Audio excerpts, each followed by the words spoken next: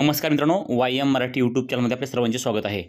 तर मित्रांनो, आपण आजच्या व्हिडिओमध्ये जे बांधकाम कामगारांना लाभ भेटलेला आहे, कशासाठी घरकुलासाठी 2 लाख रुपये असतील किंवा शिष्यवृत्तीचे 1 लाख रुपये असतील, त्यांच्या बँक अकाउंटमध्ये जमा झालेले आहेत, अशा बांधकाम कामगाराची यादी बघणार आहोत।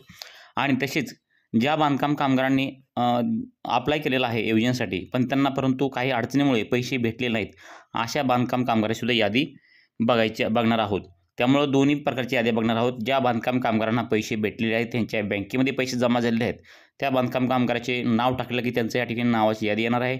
त्यांना किती रुपये भेटलेले आहेत, या ठिकाणी शिष्यवृत्तीचे 2,500 पासून 1 लाख रुपयापर्यंत शिष्यवृत्ती भेटते। त्यानंतर घरकुलचे हप्ते काय असतील, तर घरकुलचे हप्ते पण त्या ठिकाणी दाखवले जातील। अशा संपूर्ण माहिती आपण आजच्या व्हिडिओमध्ये सांगणार आहोत। त्यामुळे व्हिडिओ महत्त्वपूर्ण आहे, व्हिडिओ संपूर्ण पहा आणि चॅनलवरती पाहणार असाल तर चॅनलला सबस्क्राईब करा, कारण की अशाच प्रकारचे महत्त्वपूर्ण व्हिडिओ आपण आपल्या चॅनलवरती अपलोड करत असतो।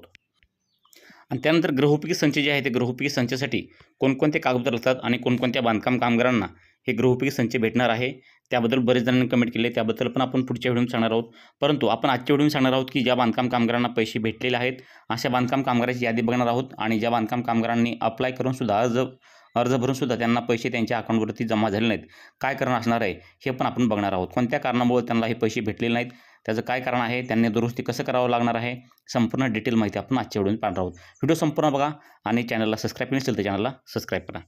तर या ठिकाणी पहा, आपण महाराष्ट्र इमारत व इतर बांधकाम कामगार कल्याणकारी मंडळाच्या ऑफिशियल वेबसाईटवर आलेलो आहोत। आणि ज्या बांधकाम कामगारांना या ठिकाणी पैसे भेटलेले आहेत, त्या बांधकाम कामगाराची या ठिकाणी आपण यादी बघणार आहोत।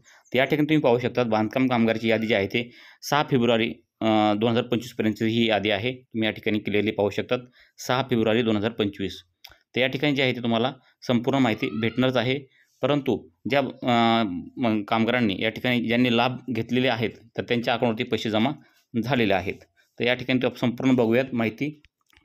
तर या ठिकाणी तुम्ही पाहू शकता, 6 फेब्रुवारी 2025च्या अगोदर ज्यांनी काय या ठिकाणी अर्ज केलेले असतील, त्यांना हे पैसे भेटले आहेत, त्यांचं या ठिकाणी आपण बघणार आहोत। तर या ठिकाणी जे आहे ते मित्रांनो तुम्ही पाहू शकता, तुम्हाला या ठिकाणी तुमचा जिल्हा निवडायचा आहे। या ठिकाणी तुमचा कोणता जिल्हा असेल ते या ठिकाणी तुम्ही जिल्हा निवडू शकतात। आपण तुम्हाला सांगण्यासाठी आपण एक जिल्हा निवडत आहोत। त्यानंतर तुमचं जी कुठली योजना असेल, E01, E02 जी काही योजना असेल, तुम्ही या ठिकाणी तुम्हाला टिक करू शकतात। या ठिकाणी E4, E5 ज्याही योजनेचा तुम्ही लाभ किंवा अर्ज केला असेल, तर या ठिकाणी त्या संपूर्ण योजनेचे नावे या ठिकाणी दिलेले आहेत। तर जी तुम्ही या ठिकाणी योजना निवडली असेल, तर ती तुम्ही या ठिकाणी निवडू शकतात। तर आपण या ठिकाणी पहिली योजना जी आहे ती E01 या ठिकाणी आपण क्लिक करून तुमच्यासाठी माहितीसाठी क्लिक करूयात। आणि त्यानंतर या ठिकाणी तुम्ही पाहू शकतात, तुमचं जे या ठिकाणी नाव आहे, ते नाव तुमचं ज्या नोंदणी करताना जे नाव आहे, ज्या आधार कार्डवर नाव आहे, त्याच प्रकारे तुम्ही या ठिकाणी इंग्लिशमध्ये तुम्ही तुमचं नाव टाकू शकताय। ओके, तर हे नाव टाकल्यानंतर तुम्हाला काय करायचं आहे, नाव टाकल्यानंतर तुमचा अकाउंट नंबर या ठिकाणी टाकायचा आहे। अकाउंट नंबर तुम्ही ज्या बँकेचा अकाउंट नंबर दिलेला आहे, तो अकाउंट नंबर बरोबर जो तो आहे, तो या ठिकाणी तुमचा पासबुकावर तुम्ही अकाउंट नंबर बरोबर बघा आणि तोच अकाउंट नंबर या ठिकाणी टाकू शकणार आहात। तर अकाउंट नंबर टाकल्यानंतर तुम्हाला या ठिकाणी पाहू शकतात, खाली जे आहे ते या ठिकाणी IFSC कोड तुम्हाला टाकायचा आहे। तर IFSC कोड तुम्हाला तुमच्या ज्या बँकेचा आहे तो IFSC कोड या ठिकाणी टाकून घ्यायचा आहे। ते संपूर्ण टाकल्यानंतर तुम्हाला पहिल्यांदा तुमचा जिल्हा, तुमचं ह्याचं योजनेचं नाव, त्यानंतर तुमचं स्वतःचं नाव बांधकाम कामगाराचं, त्यानंतर तुमचा अकाउंट नंबर, IFSC कोड टाकून तुम्हाला या ठिकाणी सर्च करायचं आहे। सर्च केल्यानंतर तुम्ही तुमच्यासमोर या ठिकाणी तुमचं नाव येईल आणि खाली लिस्ट येणार आहे। तर या ठिकाणी काही तुम्हाला तसं नाव जर सर्च करता येत नसेल, तुम्ही या ठिकाणी लिस्टमध्ये तुमचं नाव पण या ठिकाणी चेक करू शकतात। या ठिकाणी भरपूर नावं आलेली आहेत, या ठिकाणी तुम्ही क्लिअरली पाहू शकतात। या ठिकाणी जे आहे ते तुमचं संपूर्ण माहिती या ठिकाणी आलेली आहे। तर हे जे आहे ते आपण बघितलं की बांधकाम कामगाराचं जे आहे ते या ठिकाणी ज्या बांधकाम कामगारांना लाभ भेटलेले आहेत, त्यांची या ठिकाणी नावं आहेत। तुम्ही अशा प्रकारे तुमचं नाव या ठिकाणी चेक करू शकतात। तुम्हाला कळणार आहे की आपल्याला पैसे जमा झालेले आहेत। या ठिकाणी ज्या बांधकाम कामगारांना पैसे आलेले आहेत, अशा बांधकाम कामगाराची यादी आपण बघितलेली आहे। तर आपण आता बघणार आहोत की ज्या बांधकाम कामगारांना पैसे भेटलेले नाहीत, त्यांनी अर्ज केलेला होता, पण काही कारणास्तव त्यांच्याकडून चुकीची माहिती गेल्यामुळं त्यांना पैसे भेटले नाहीत, अशा बांधकाम कामगाराची आपण यादी बघणार आहोत। तर या ठिकाणी तुम्ही पाहू शकता, आपण बांधकाम कामगाराच्या महाराष्ट्र इमारत व इतर बांधकाम कामगार महामंडळ यांच्या कल्याणकारी मंडळाच्या ऑफिशियल वेबसाईटवर आहोत। या ठिकाणी जे आहे ते आपण ज्या बांधकाम कामगारांनी ज्यांना लाभ भेटलेला आहे अशी यादी बघितली। आता आपण बघणार आहोत की ज्या बांधकाम कामगारांनी अर्ज करूनसुद्धा त्यांना जे आहे ते या ठिकाणी पैसे भेटलेले नाहीत, तर काय कारण असू शकणार आहे, या ठिकाणी पाहू शकतात। काही चुकीच्या कारणामुळं या ठिकाणी तुम्ही पाहू शकता, चुकीच्या बँक तपशिलामुळे ज्यांचे पैसे बँकेत जमा झाले नाहीत अशा लाभार्थ्यांची यादी जी आहे ती 6 फेब्रुवारी 2025 पर्यंतची या ठिकाणी ही दिलेली आहे. तर ज्यांचे अर्ज केलेले आहेत आणि त्यांना पैसे भेटले नाहीत, त्यांनी हा संपूर्ण माहिती जी आहे ती या ठिकाणी पहा. कारण की तुमची जी पण असं एखादी चुकी झाली असेल तर या ठिकाणी अशा प्रकारे तुम्हाला दुरुस्ती करता येणार आहे. तर या ठिकाणी पहा, तुमचं जे आहे त्या ठिकाणी काही चुकीचे बँक अकाउंट तपशिलामुळे या ठिकाणी दिलेलं आहे. बँक तपशिलामुळे चुकीचे बँक तपशील जर दिला असेल तर तुम्हाला या ठिकाणी पैसे भेटलेले नसतील. तर ते तुम्हाला कसं चेक करायचं आहे, तर या ठिकाणी तुमचं डिस्ट्रिक्ट निवडा.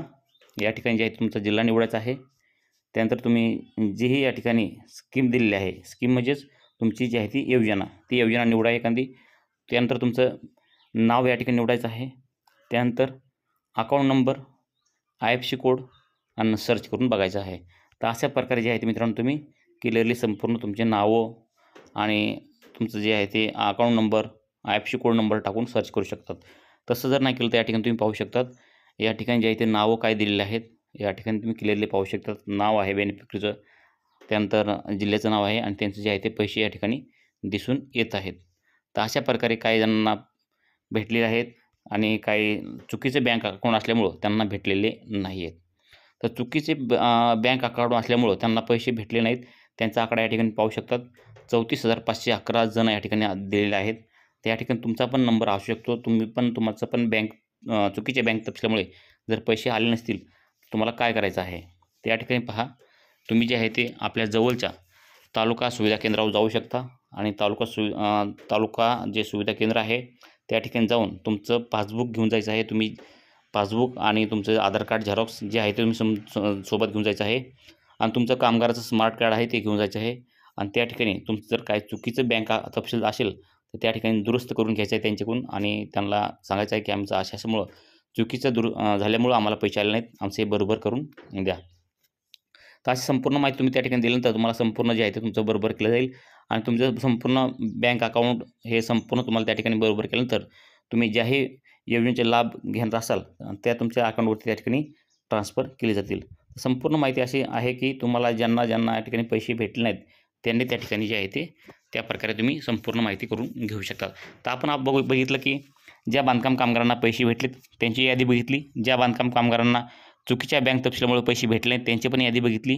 तर त्याची दुरुस्ती कशी करायची तुम्हाला सांगितलं की आपलं कामगार सुविधा केंद्र आहे तालुक्याच्या ठिकाणी, त्या ठिकाणी जाऊन तुम्ही जे आहे तुमचं संपूर्ण प्रॉब्लेम सॉल्व्ह करू शकतात. तर अशा प्रकारे मित्रांनो संपूर्ण माहिती तुम्हाला सांगितलेली आहे. तर ह्यापैकी कुठलीही तुम्ही योजनेचा लाभ घ्यायचा असेल तर तुम्ही या ठिकाणी आपल्या चॅनलला सबस्क्राईब करून ठेवा. आपल्या संपूर्ण व्हिडिओ पाहू शकतात. चॅनलवरती भरपूर व्हिडिओ बनलेले आहेत कामगारासंबंधात आणि ज्याही बांधकाम कामगारांना या ठिकाणी कुठली काय प्रॉब्लेम येत असेल, कुठला काय अडचण येत असेल तर त्यांनी नक्कीच आम्हाला कमेंट करून सांगू शकतात. तर घरकुलाविषयी आपण व्हिडिओ बनवले आहेत, स्कॉलरशिपविषयी व्हिडिओ बनवले आहेत. तुम्हाला जे काही प्रॉब्लेम असतील आम्हाला कमेंट करून सांगा आणि चॅनलला आणखीन पण सबस्क्राईब केलं असेल तर चॅनलला सबस्क्राईब करून ठेवा. तर भेटूयात अशाच नवीन माहितीसह नवीन व्हिडिओमध्ये. तोपर्यंत जय हिंद, जय महाराष्ट्र.